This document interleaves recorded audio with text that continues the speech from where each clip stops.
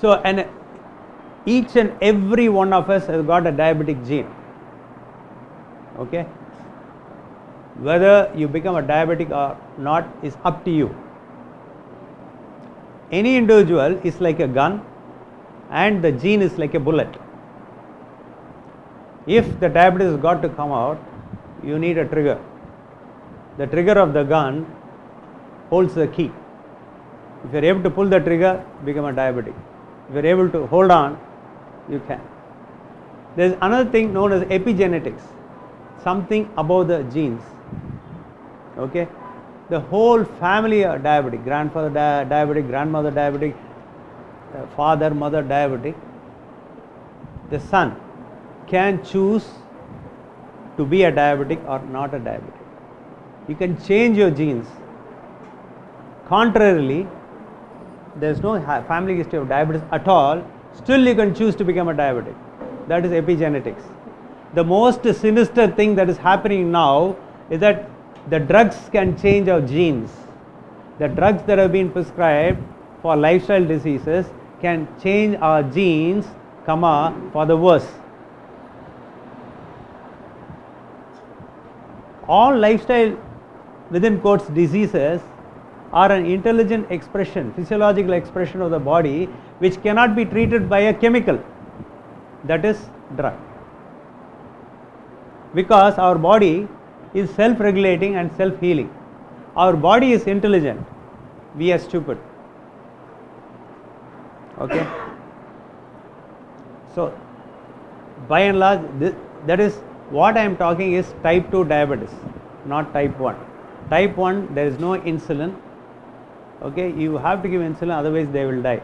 We are focused mainly on type 2 diabetes. Okay, because the cause is something different. The genesis, how diabetes occurs. Okay, basically it's diabetes is altered response of our body to a certain nutrient that we are taking. Now, what are the nutrients that we are taking? Carbohydrate, protein, fat. Okay, carbohydrate is broken to sugar, protein is broken to amino acid, and fat is broken into fatty acid. Right. So, the food that we take, mostly we are all South Indians, most of us are vegetarians, barring a few. So, out of the 3 macronutrients, carbohydrate, protein, fat, the carbohydrate content is very, very high. Virtually 90% of the vegetarians' diet is carbohydrate. Now, what is carbohydrate? It's just an assembly of glucose molecules. Okay. So, whatever carbohydrate that we take, especially the processed refined carbohydrates that we take, is converted to sugar in the body. What is the role of sugar? To provide energy. Okay. Now, our body contains 5 liters of blood. How much of sugar, in terms of the crystal sugar that we use in the kitchen, do you think it will tolerate? Just 1 teaspoon. Just 1 teaspoon. That is 5 grams. It is very easy to calculate. The average blood sugar is 100 milligrams per deciliter. You convert into liter, it becomes 5 grams. That is 1 teaspoon of sugar. 1 slice of bread contains 2.5 teaspoons of sugar. 1 idli may contain 2 spoons of sugar. Okay. A small cup of rice may contain 4 to 5 teaspoons of sugar. Now, you just think the amount of idlis or rice, sugar that you take during the course of a day. Okay, it will be about 25 to 30 spoons easily, if not more. Milk contains sugar, you take milk. Okay, so but the body can tolerate only 1 spoon of sugar. So, what is going to happen to the excess? So, this is where nature has created a situation where the pancreas, the organ pancreas, has got a particular cell known as beta cell. When the sugar levels are going up, message is sent by the brain to the pancreatic beta cells to produce insulin. What is the job of this hormone insulin is that take the excess sugar from the blood and put it all over the body for 2 purposes. 1 for energy purposes, 2 for storage. Okay. So what are the storage? I'll talk about the storage. There are three storages. One is the liver, which is here, another one is the muscle, and third one is the fat. Okay. So whereas the liver and the muscle can store only limited amount of the sugar in the form of glycogen, a substance known as glycogen. That's an assembly of glucose. It is stored there, but limited. For example, the liver is like this room. You cannot stuff things beyond a particular level. That's all it can hold. Beyond that, it's just going to refuse. But the unlimited source of unlimited recipient is the fat. It can take any amount of sugar in the form of fat. I'll tell you how sugar becomes fat later, but that's the storage. You can take any amount.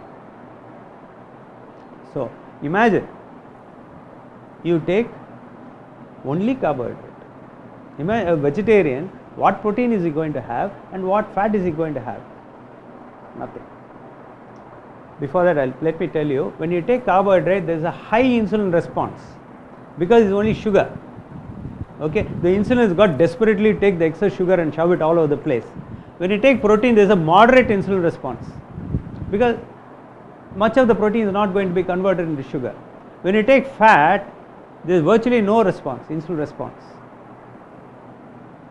But the problem is 90% of the food we vegetarians or we South Indians take is carbohydrate. So the sugar skyrockets, immediately the insulin response is there, it takes all the sugar and puts it all over the place. Okay? But then something is happening now. You tie a watch on your hand. At the moment you tie, you are conscious. Subsequently, glass, okay, people who consume cigarettes, alcohol, medicines, after some time, no, you develop resistance. The body develops resistance. You are blissfully unaware.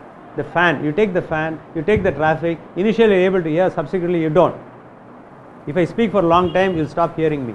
That is resistance. Similarly, when there is a lot of insulin being pumped into our system, our cells stop responding to it. Before that, let me tell you how the insulin is able to transport the blood from the bloodstream into the cell. Imagine this room to be a cell. It has got a door, it's got a lock. Okay, it requires energy or it wants to store, whichever. The blood is flowing in the corridor and it contains sugar. So the sugar level goes up, insulin is released, it opens, it's a magic key which opens the lock and allows the sugar to selectively get into the cell. This is how the sugar gets into the cell, either for energy purposes or for storage. But then what happens? When there is a lot of sugar coming up and a lot of insulin coming up, at one point of time, the lock does not work. It's some dirt is accumulated in the lock, so that doesn't open. The insulin is unable to open. So what the body says, still the sugars are coming thanks to a carbohydrate dumping. So more insulin is being produced. So the more insulin produced, the more the cell becomes resistant. Either for mainly for energy purposes and for storage. So meaning that liver stops accepting, the muscle stops accepting. The only source which keeps on accepting is our fat. So this is a stage called insulin resistance. So more carbohydrate is converted to more sugar to more insulin. Cycle goes on and on and on, and you reach a stage, despite there being high insulin, it is unable to mobilize all the excess sugar into your system. That point is called diabetes. Your blood sugar rises. Meaning, you need to get yourself exposed for 10 to 15 years to high insulin to get diabetes today. All complications of type 2 diabetes is caused by high insulin and high sugar. Until I get diabetes, all my complications are caused by high insulin. After I get diabetes, all complications are produced by high insulin and high sugar. So, just because I got diabetes today, it's not that I'll be free of complications. My complications already started thanks to high insulin. Joseph Kraft in 1976, he did this experiment. He took two populations, one a diabetic population, two a non-diabetic population. So what he did, he did the what is known glucose tolerance test. Glucose கொடுத்துட்டு you check the sugar. Simultaneously you check the insulin also. So in the diabetic population, the sugars were high predictably and the insulin levels were also high predictably. He took the non-diabetic population. Predictably the sugar was absolutely normal, but most unpredictably 75% of the non-diabetic population had high insulin. He said all these guys with high insulin are going to have problems. They had problem even before diabetes. Some had problem even before diabetes came, because high insulin, known as insulin toxicity itself, is a risk factor, and all of them became diabetics. So that is the importance of insulin or high insulin. So just because my sugars are normal, please don't be complacent. Check your insulin levels. And who are the people who should have the insulin checked? Children. The type of food that they take pumps insulin into the body. The fruit juices, the cakes, the chocolates, all the items that the children take, because it is available. Parents can afford, they'll bend on their backs to buy the children all these things. Okay, and the children know how to manipulate the parents to get all this. So their levels will be very high. Okay, they were not, I'll tell you a quote later. One small boy, he had such a high insulin. First of all, you need to know what the normal levels of insulin, then you will understand the magnitude of the problem. Okay, 30% of the school going population, children, are obese. I am not talking about the higher socio-economic strata. I am talking about people, children from the housing board, the lower socio-economic strata. You go to any school, the obesity levels are high. Here I would like to say one thing. In our general population, you have two groups. One is a productive population, the other is a vulnerable population. The productive population is between the age of 25 and say 55. They are the breadwinners, they earn. Who are the vulnerable population? Young kids and the parents, right? Now the scenario is that the productive population is a population that has got to be protected. They are under threat. There are days when the parents said, the people said, enga appa heart attack vandhudu, kidney failure, stroke vandhudunu. Now parents are telling, my son is a diabetic, he had a heart attack, sudden death. So that is good. That is the scenario. That is the productive population. They are the future. If they are vulnerable, and they are, you may be knowing, you go to any corporate hospital, see the statistics of heart attack or whatever, the age is coming down. Where they get into major health issues, the age is coming down. Okay, so that is going to happen to this productive population. Who is to take care of the children and the elder? That is one way of thinking. The other way of thinking, children 10 years, 15 years, they become diabetic, they become obese, they have high insulin level, high cholesterol, underfunctioning of thyroid, okay, underfunctioning of ovary, polycystic ovary, menstrual disorders. So what is going to happen 10 years down the line? There will be full blown issues they will have.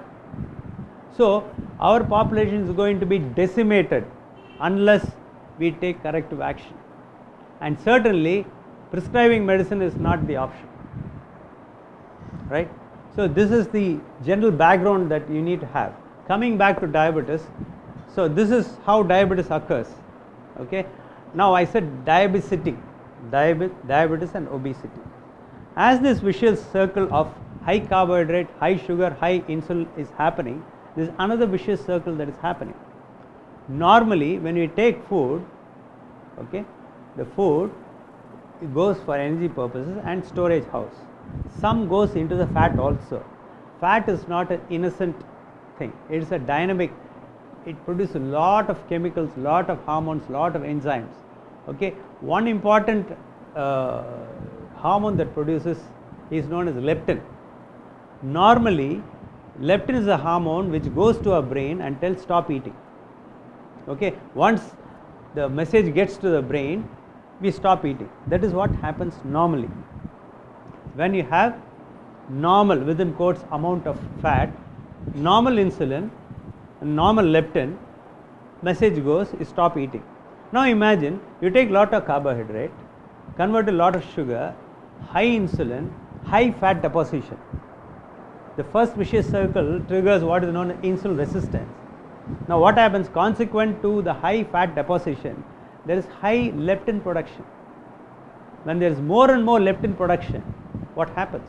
When there is more and more insulin production, insulin resistance. When there is more and more leptin production, what happens? Leptin resistance. So what is leptin resistance? It is unable to get the message to the brain to stop eating, and high insulin itself will stop the leptin message going. So that is why diabetes and obesity go hand in glove. So diabetes and obesity is a hormonal problem. What did you define leptin message? So that it will not take Leptin message does not go to the brain. Okay.